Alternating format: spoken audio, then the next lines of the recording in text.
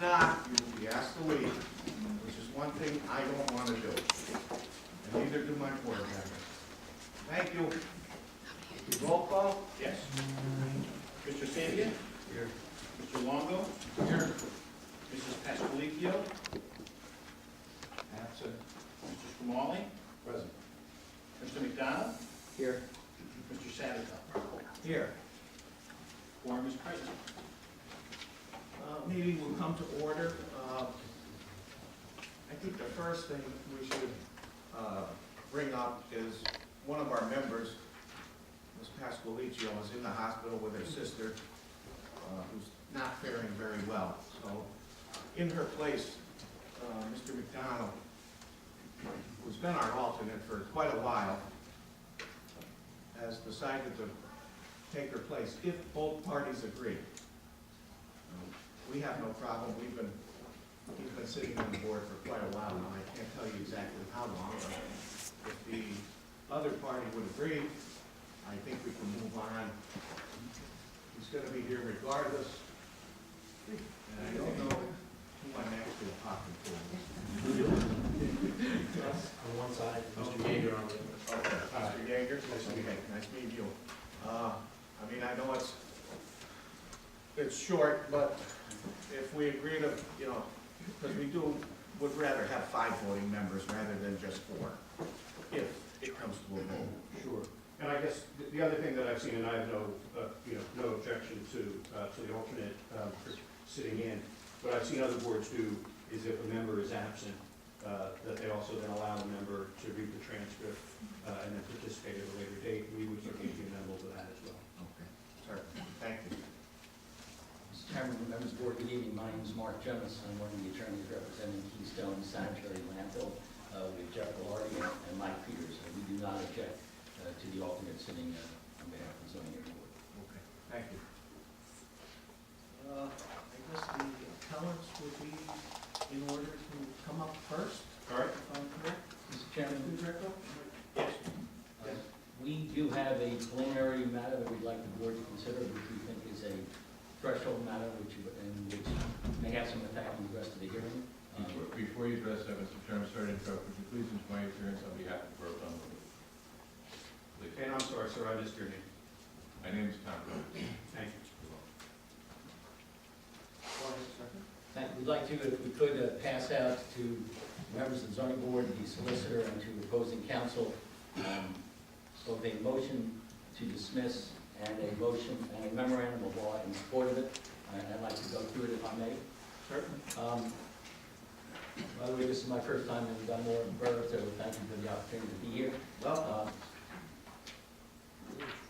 There are some basic elements of this underlying appeal from the determination of the zoning officer that I think are obvious, but maybe are worth being stated.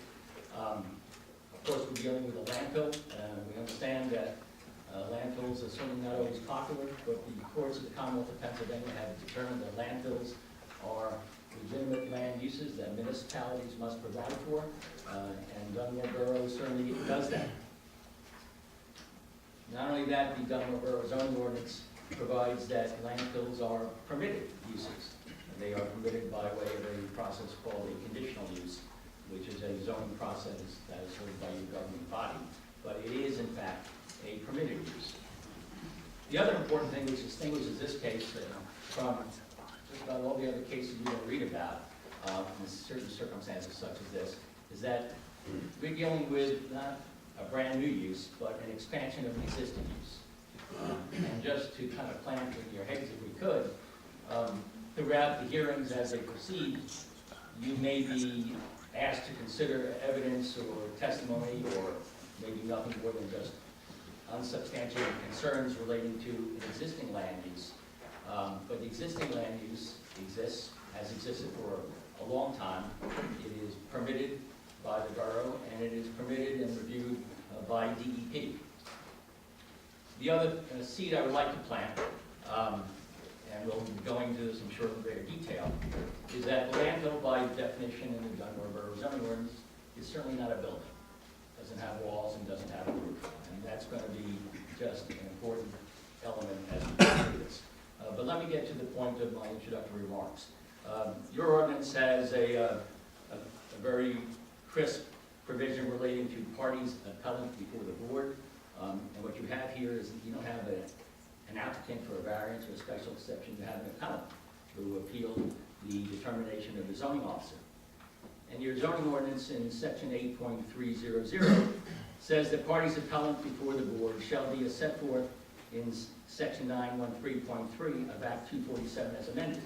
And Act 247 is the Pennsylvania Municipality Planning Code that governs all municipalities in Pennsylvania except Philadelphia and Pittsburgh. And every now and then zoning cases come out of Philadelphia and Pittsburgh, but they are not based on ordinances that are derived from the Pennsylvania Municipality Planning Code. So your ordinance says in order to be a party appellant before the board, you look at the Municipality Planning Code section 913.3, and that talks about a person agreed. And now we get to the really big part of the matter. Keystone Sanitary Landfill asserts and asks you to consider that none of the appellants here tonight, not the individual property owners and not the friends, have the legal right to pursue an appeal under the case law of the Commonwealth of Pennsylvania. And let me explain it. There are certain standards that somebody has to have standing. The fact that you don't like something doesn't give you standing to appeal. The fact that you might be a distance away, a certain distance away or a far distance away, doesn't necessarily give you standing. In fact, the cases talk about immediate vicinity, close vicinity. They talk about an impact, which is substantial, direct, and immediate. An interest that is not shared by members of the general public. Not aesthetics, not because we want the enforcement of the zoning ordinance. That is not the grounds for standing. There was a case out of the Commonwealth Court, and I'm sure council will have lots of cases to throw at you and your solicitor, that talked about the standing of an individual. This individual was 0.8 of a mile away in a case that involved a different use, not a landfill use. But the language of the case is important. And this is from the court case. Quote, generally in order to establish standing as an aggrieved person, it must be shown that the person has a substantial, direct, and immediate interest in the claim sought to be litigated.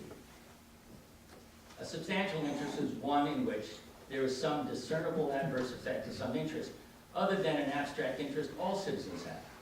And a direct interest requires a showing that the matter complained of causes harm to the party's interest, though not necessarily a pecuniary interest.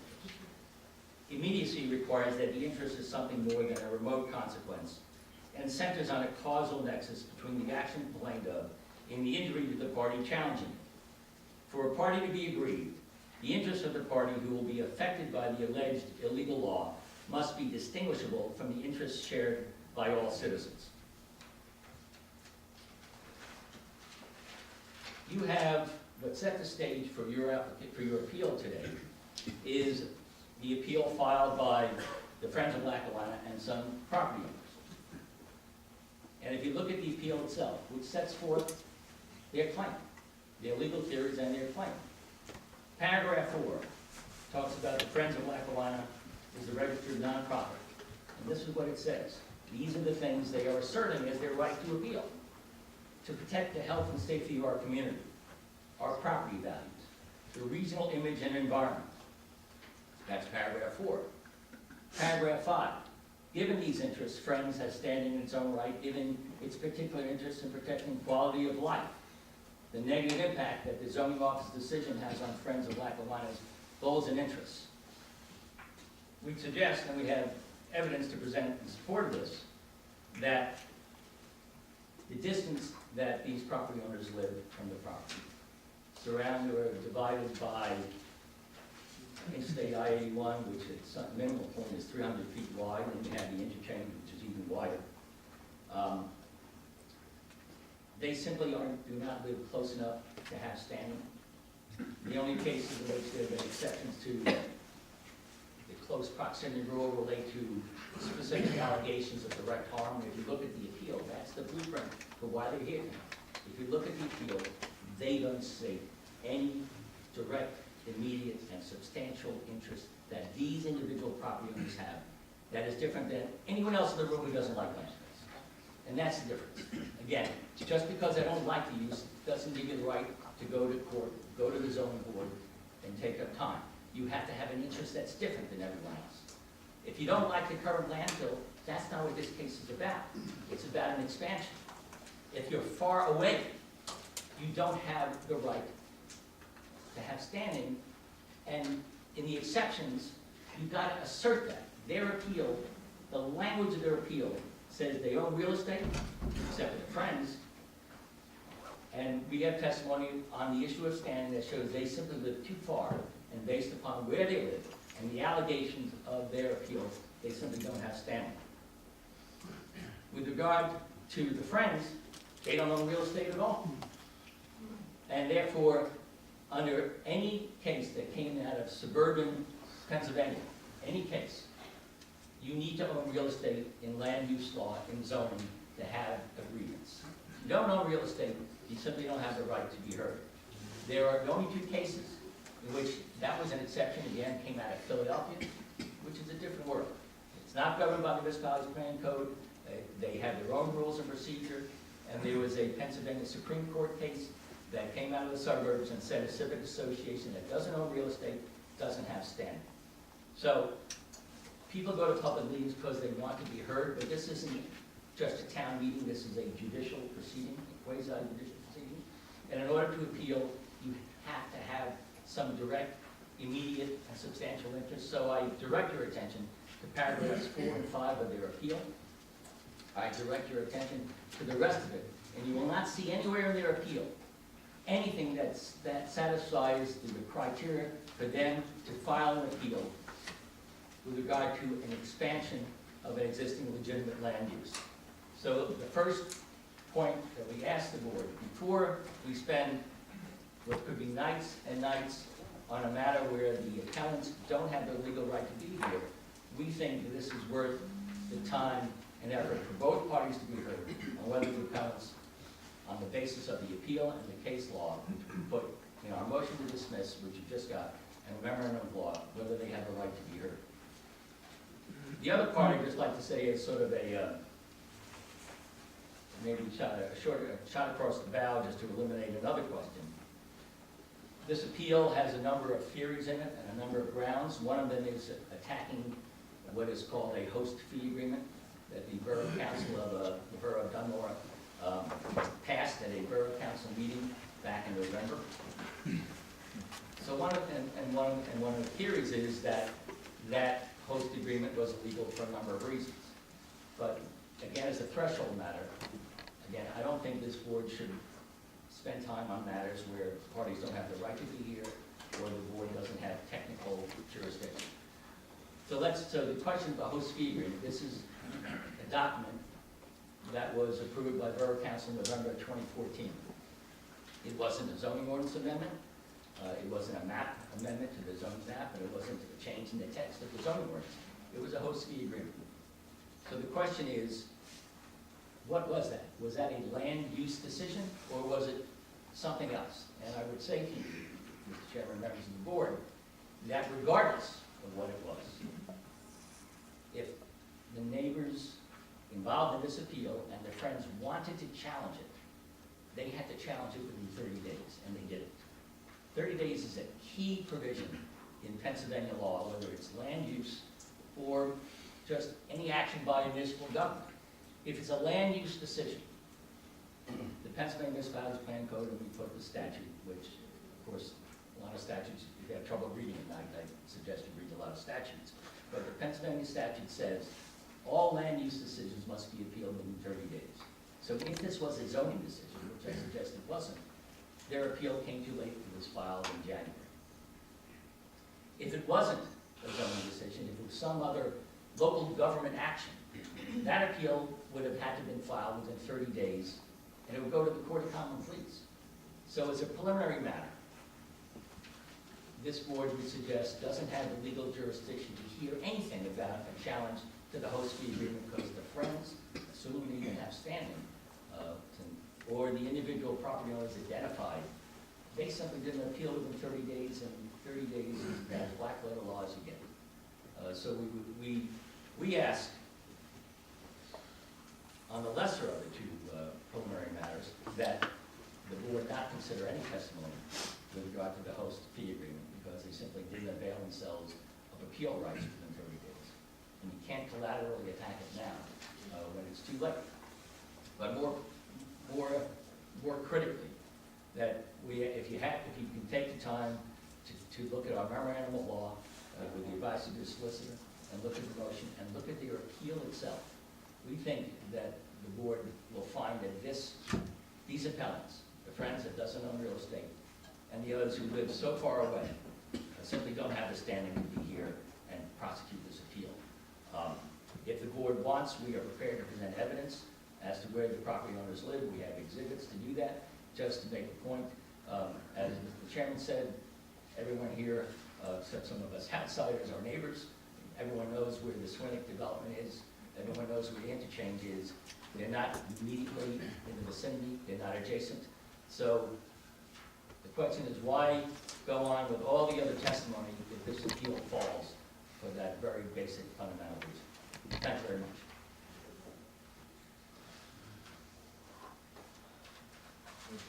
On that matter, I'm speaking for them. For them too? For them. Okay. And your response to that? This appeal was filed January 20th of 2015, and we find ourselves now at March 19th. And so it's curious timing for The appeal the of the, Keystone. excuse me, the appeal of the opinion? Yes, the zoning officer's opinion. Not of the decision by council? Of the decision from the zoning officer. Okay, That's what this appeal is about, that's what this case is about. okay.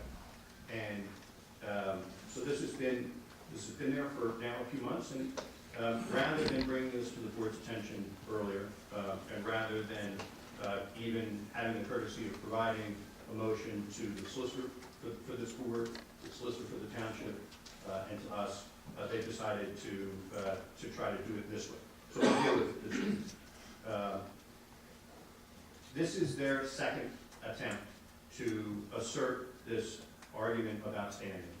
Because rather than respect this board's jurisdiction, what Keystone did was filed a petition in the Court of Common Pleas of Lackawanna County, asserting the very same argument that counsel for Keystone is asserting today as it relates to standing. And what they asserted in that petition to the court was that the case should be thrown out effectively, because they say that the Friends of Lackawanna should have been required to post a $1.2 million bond they submitted in their petition to the court, because our claim of standing was frivolous. A full day of hearing was held in the Court of Common Pleas of Lackawanna County before Senior Judge Braxton. Keystone had its day in court on these issues. Judge Braxton heard extensive testimony from Keystone's witnesses on exactly, and from our witnesses, on exactly the arguments that counsel just made to this board. Judge Braxton issued an order on March 11th denying their motion. So this is a second bite of the apple on an issue that the Court of Common Pleas of Lackawanna County has already ruled on. So we submit that it is intended to do nothing else than to delay these proceedings and to deny the residents of this community an opportunity to present their case to this board. This board serves an important role in the community, and the residents have a right to be heard before the board, particularly when the Court of Common Pleas has already rejected the very arguments that they're presenting now. With that, though, with the board's permission, I'd like to address some of what was just said. If this board is inclined even to entertain the motion at this time, if the board is going to allow them even to approach that second bite of the apple, rather than simply take the apple away and say, let's move on. There is a reason why the Court of Common Pleas rejected this. First of all, they rejected it because, we believe, because Keystone misstates the law and misstates the facts as they should be applied to the law. the law is quite clear that those living in close proximity to a property have the right to appeal and to appear before a zoning hearing board on decisions relating to that property.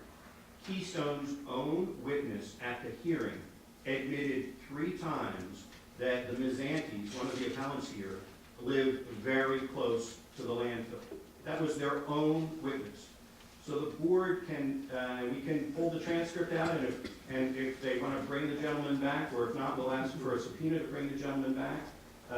And the board can make its own judgment about the representations that are being made by council today. Likewise, the representations on the state of the law should be rejected because the law is clear, and despite council's effort to castigate the law that comes out of the city of Philadelphia, I'm not a Philadelphia lawyer, I've got no special interest in the law that comes out of Philly, but the standing standards are no different for those cases as applied under the zoning in Philadelphia, the zoning in Pittsburgh, the zoning in Scranton, the zoning in Dunmore. The question is, as the courts have recognized, whether you're in the vicinity of the property in question. A property owner, and I'm quoting, and that's a quote, a property owner need not establish pecuniary or financial loss because the zoning decision is presumed to have an effect on the property owner's property. That's the Langham case, and if the board's going to entertain the motion in the brief, then we certainly appreciate the opportunity to submit as well. I'd like to, in particular, though, direct the solicitor and the board to the Commonwealth Court's decision in 2011. The Commonwealth Court is the intermediate appellate court in the state that has primary responsibility, really is often the court of last resort for zoning cases. And the court there in the Broad Mountain Development Company LLC case looked at a claim of standing for property owners who were concerned about a wind turbine project. And there, the court found that the residents had the necessary interest in appearing in a land use matter, had standing in a land use matter, where they lived approximately 1.25 miles from the plant. 1.25 miles was recognized in 2011 by the Court of Common Pleas as being in sufficiently close proximity to provide standing. The distances that we're dealing with here, the distances of the 3 families that are named appellants, one is less than 1/4 mile, one is less than 1/2 mile, and the third is right around 1/2 mile. And so when the Commonwealth Court recognizes that 1.25 miles is close enough to establish standing when you're dealing with wind turbines, then the notion that living less than 1/4 mile, less than 1/2 mile, and right around 1/2 mile, it's a 0.54 of a mile, is insufficient, is itself a frivolous argument, and is part of why, no doubt, the Court of Common Pleas rejected this argument when Keystone tried it before. Further, as it relates to Friends of Lackawanna, there are 2 different ways that an organization can have standing. The first is that it can have standing as a representative of its members. And so, there are a whole host of cases in the zoning context where the courts have recognized that if the membership of an organization, if a member of the organization has standing, then the organization has standing to represent its interests. So as long as one of these families has standing, Friends of Lackawanna has standing as well. That's one way that an organization can have standing, and it's clearly meant. The other is that when an organization has made substantial efforts in support of the interests that are at stake in the property dispute. And here, Friends of Lackawanna has been organized specifically around protecting the community from the adverse impacts of the landfill, and particularly under the proposed expansion. That when you have an organization, and you can look at the Pittsburgh Trust for Cultural Resources case, a Commonwealth Court case from 1992, that the courts have recognized that an organization has independent standing in that capacity. Finally, as it relates to organizational standing, Pennsylvania's Supreme Court decision in December of 2003, the Robinson Township case, provides a very, very broad concept of standing, particularly when constitutional rights are involved. And here, the property rights of the residents, which are protected under Article 1, Section 1 of the Pennsylvania Constitution, and the environmental rights of the residents, which are protected under Article 1, Section 27 of the Pennsylvania Constitution, are in jeopardy.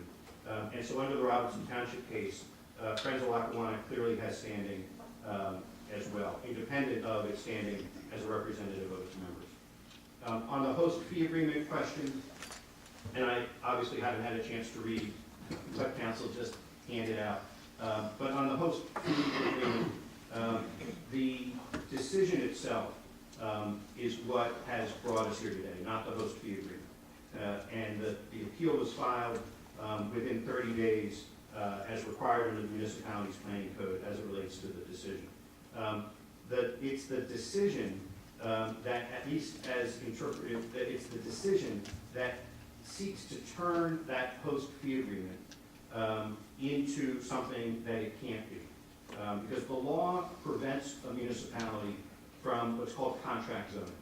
And contract zoning is where a municipality adjusts its zoning as a way of accommodating a particular property owner. It's a spot zone. And the way the decision reads, it treats that host agreement in effect as a contract. So it's the decision's application of that host fee agreement that makes it an issue in this appeal.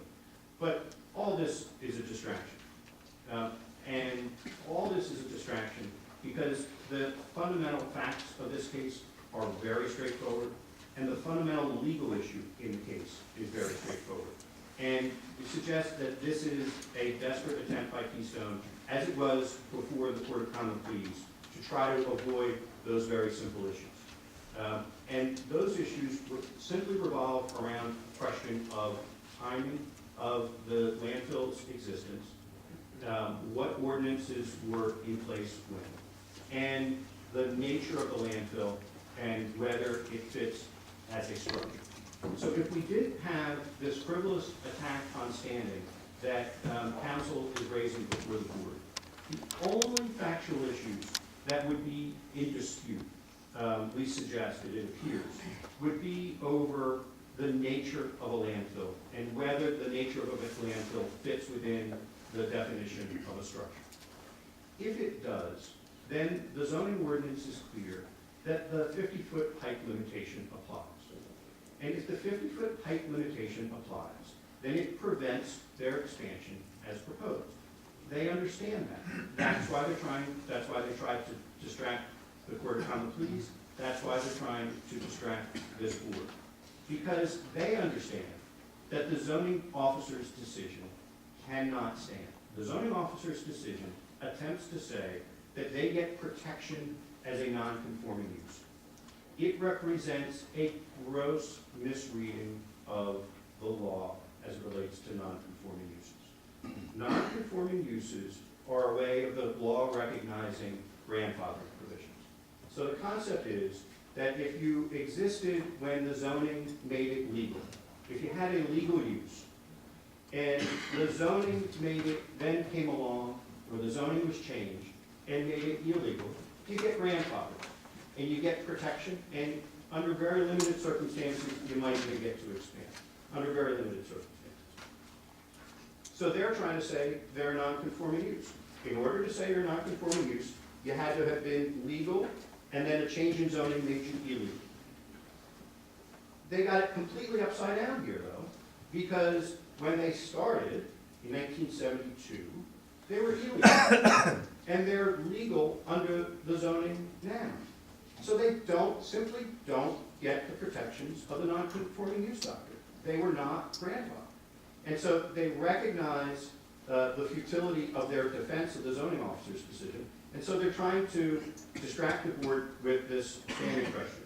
We're prepared to proceed tonight. We're prepared to present testimony concerning the nature of the landfill on the one factual issue that the board has to consider. And if we have to move into the standing question, then we're prepared to do that, whether it's tonight or in future nights. Thank you. Mr. Chairman, may I briefly respond? Sure. Thank you.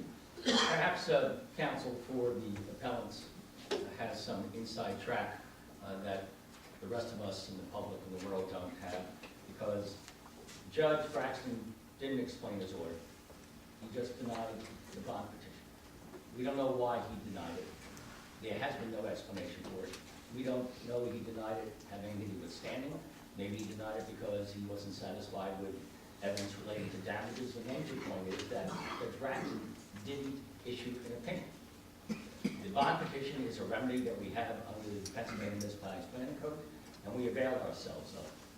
I think it's at least disingenuous to suggest that by showing up at the first public hearing that we somehow acted incorrectly by not submitting documents in advance of the first public hearing, because I disagree. This is the first public hearing on the appeal. This was the only time, and we were obliged to do this on the record.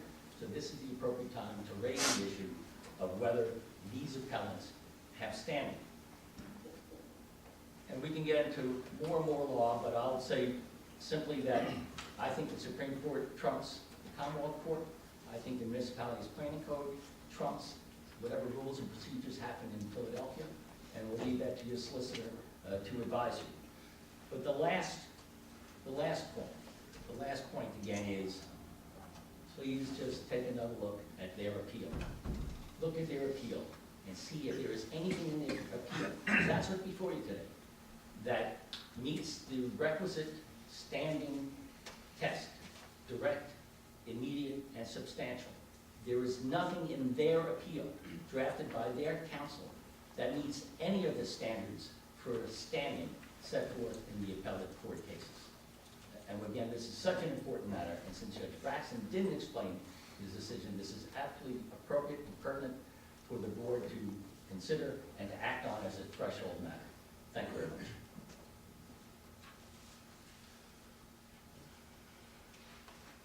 No response? Well, just briefly, the council seems to be suggesting a heightened pleading standard for appeals from zoning board decision.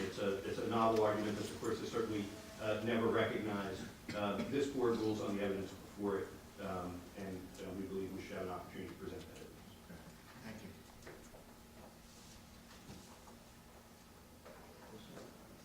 Well, I think it would be appropriate to allow the appellant a 10-day period of time to respond to the extent that you desire to do so to the motion that's been filed, and that the board would take the arguments under advisement.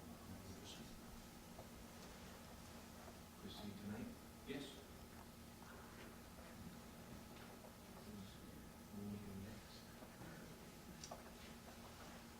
Chairman, Yes, sure. if I may just shuffle papers for a moment.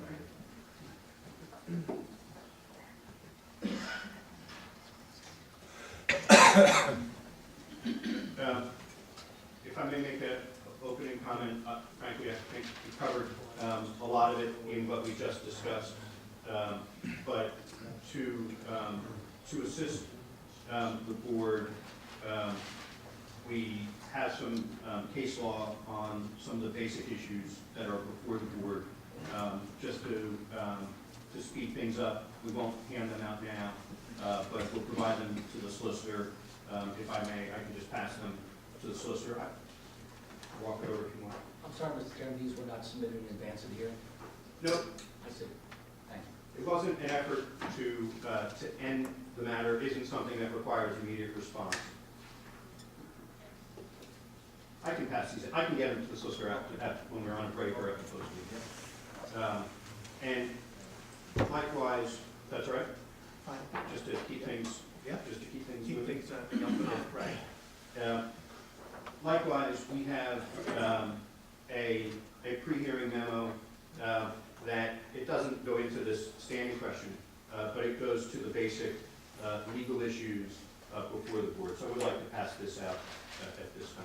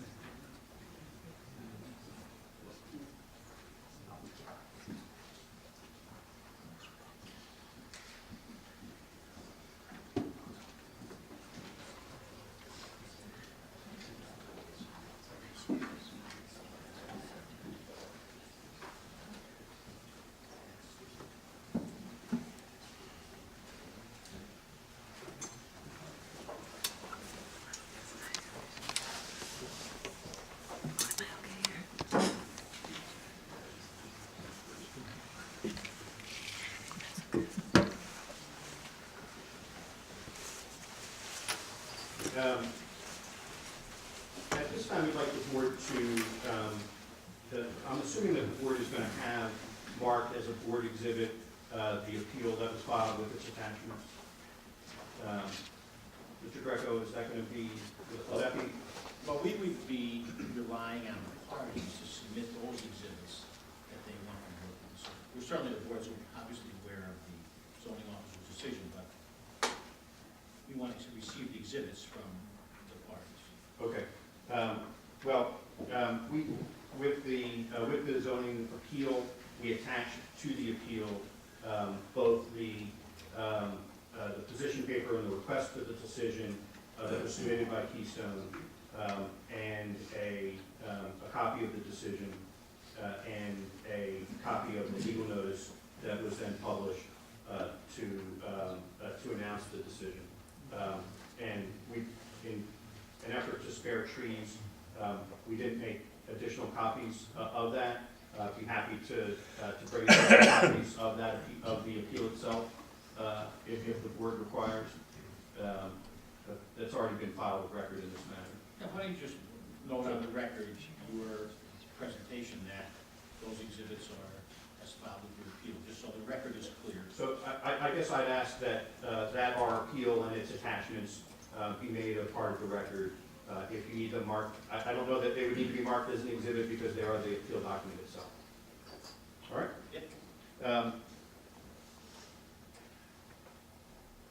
At this time, we'd like to have the board take notice of the zoning ordinances that are in place, that have been in place in the borough, and we'll work backwards from the 2000 ordinance, which is the present ordinance. Because they are the ordinances of the borough, I don't know what the board's preference is. If you want to have them marked, it may be appropriate to have the 2000 ordinance marked as appellants 1. That's all, solely up to you.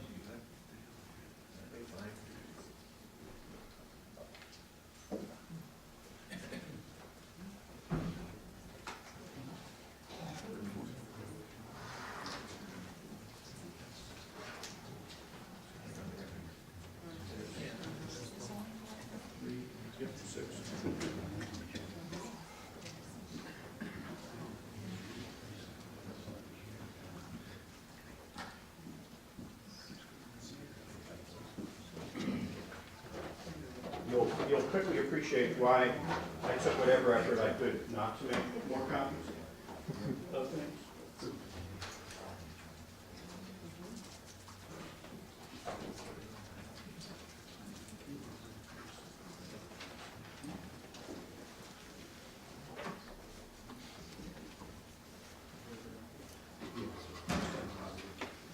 Next, we'll have the, it's referred to as the 19, as appellants 2. Did you get it?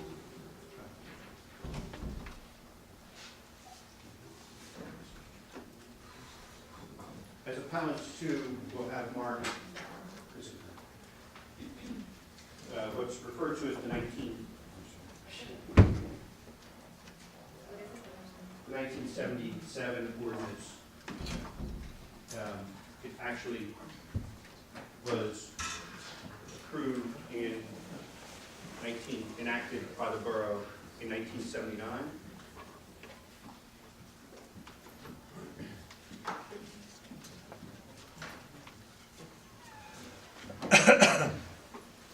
And so as appellants 3,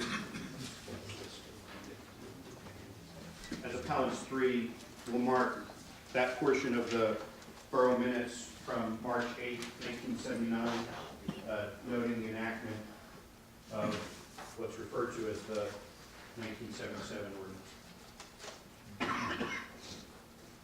You'll note that the copies were often double-sided to try to save you going.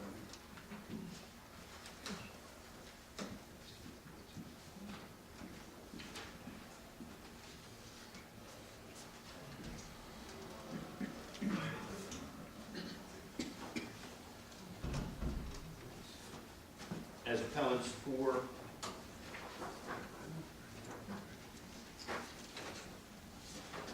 will mark the 1963 zoning ordinance.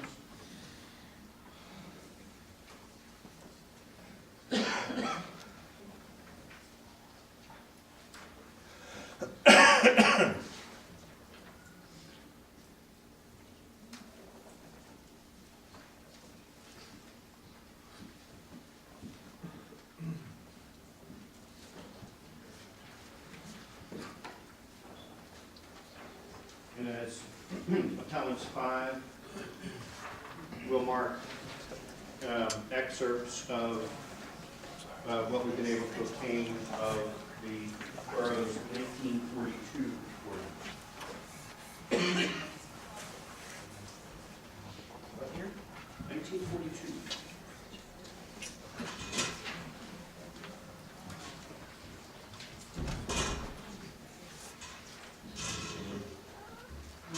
And I'll note for the record that it was provided pursuant to a right to know request submitted to the borough, and all that was available was the legal notice.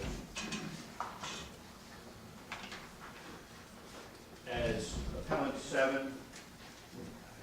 6, we'll mark the zoning map. That was the last part of the 2000 zoning.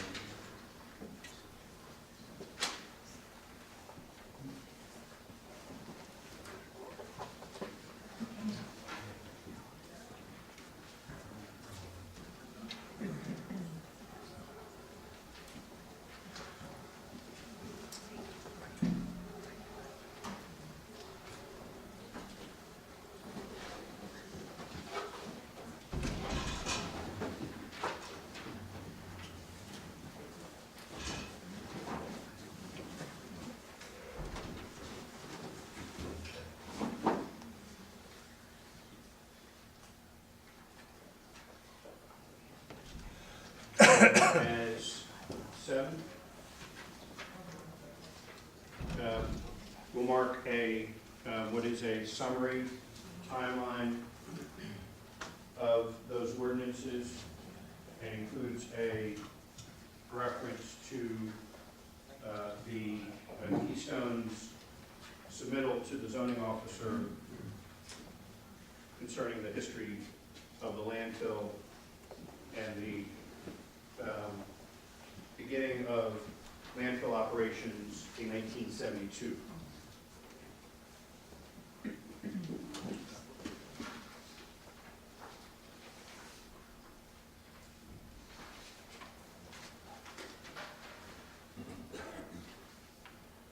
And so, as reflected in the summary, and consistent with the exhibits before the board, including the appeal and the attachment to the appeal of Keystone's request for a decision from the zoning officer, you can see that that at the time that Keystone Sanitary Landfill began operations, Chairman, Exhibit A7 is a document that Mr. Yeager prepared. And his associate, he's not a fact witness, he's an attorney.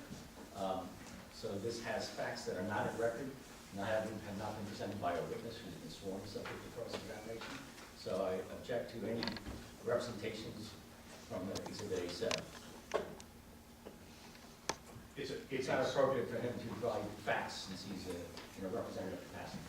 It's a summary of what is in the documents that are part of it. And simply ask that it be considered as a summary. To the extent that there is a question that council wants to raise about whether the ordinances that are part of the record and its own representations to the zoning officer are accurate, then I certainly understand that council may choose to make such representations. If it's in the record, then the board can make a determination itself, but this is more like argument. If Mr. Yeager, again, in a representative capacity as an attorney, is extracting from records and presenting this, it's not an appropriate hearing exhibit, it's argument, it's like a brief. You shouldn't be able to do a double roll. It's a summary. You're just marking this, right? Yeah, it's just a summary. So, But he's now speaking from it. as right, a- no, yeah, I'll let it speak for itself as a summary.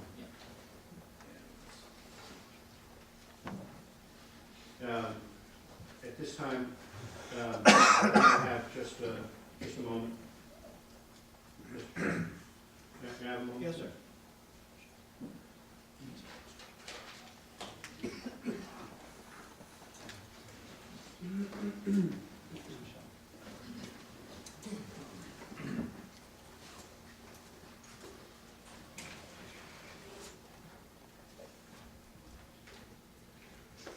I may just have the board's indulgence for a moment, just to get my documents.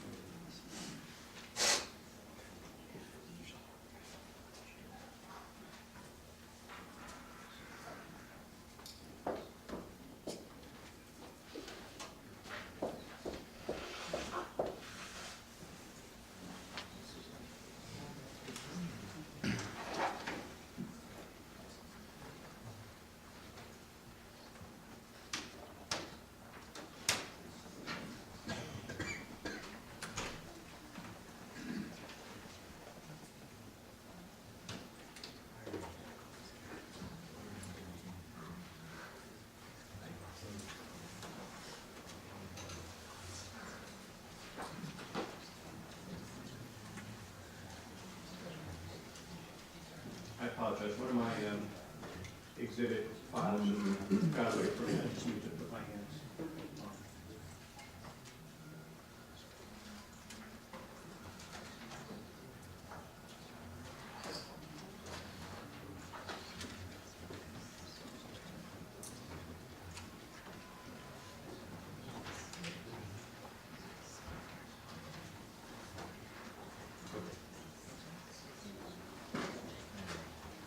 All right, thank you.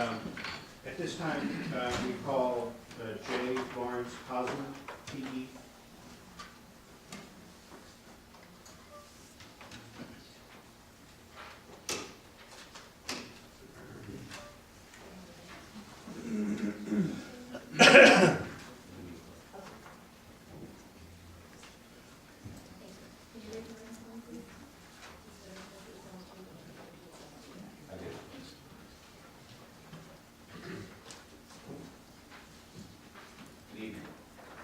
Mr. Hosmer, could you please state your name and business affiliation and address, please?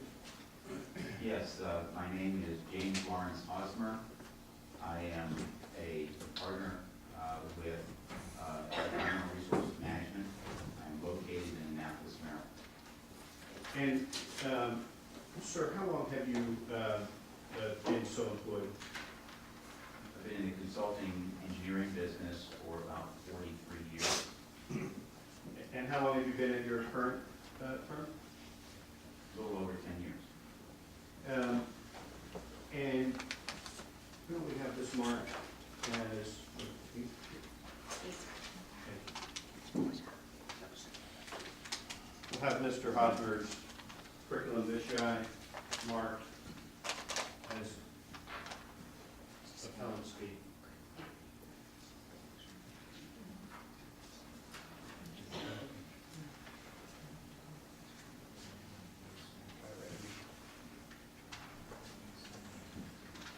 Oh, did I get this one right? Thank you. Yeah. Okay. Well, can you show this?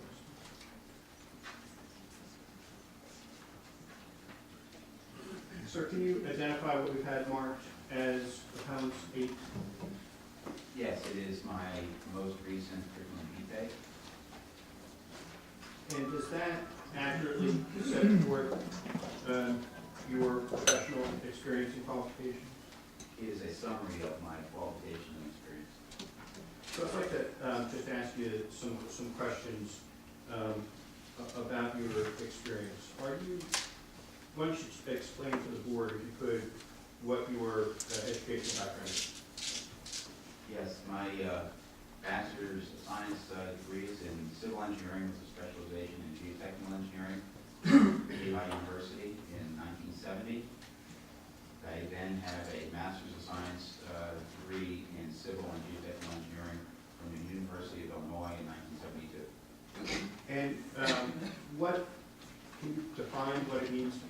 Civil engineer? What is civil engineering? Engineering is basically the design of facilities, structures that you would commonly be used by public or private enterprise.